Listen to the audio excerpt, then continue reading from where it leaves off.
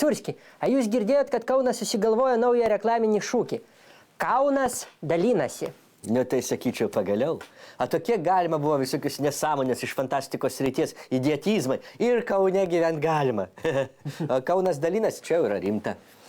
Nu, čia istorinė teisybė.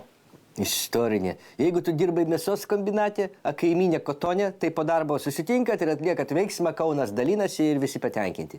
Ten net broliai Garbaravičiai pasidalinė kokiai partijai būti.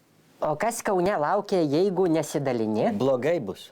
Vat Genrikas daktaras, pavyzdžiui, nesidalino, jau 5 metai kaip Vilnietis. Arba šitas Gintaras Petrikas su indėlininkais nesidalino, nusirito iki akinių pardavėjo. Reikia dalintis. Tik vat bėda ta, kad Kauno meras suprato, kad dalintis reikia tada, kai jau dalinti nieko nebelyka.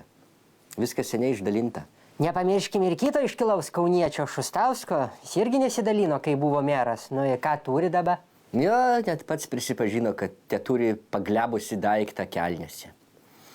Reikia dalintis, reikia viskom dalintis. Seni kauniečiai mokėdavo dalintis. Ir su ABHSS pasidalindavo, ir su įgaliotiniu, ir su gydytoju, ir net su darželio auklėtoja.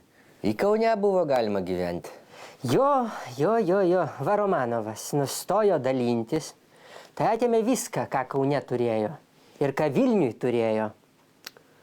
Ava įdomu, Vilnius, vat, moka dalintis. Su kom tu Vilniui dalintis? Vilniuje nėra tikrų Vilniečių, vien tik tais Lenkai, Rusai, kaimiečiai ir kauniečiai, o šitie niekad nesidalina. O Kaune yra kauniečiai ir dėl to žino, su kom reikia dalintis. Nu, žinot, Kaunas yra Kaunas. Jo, Vilnius Kaunas, Šustausko kelnes gaunas.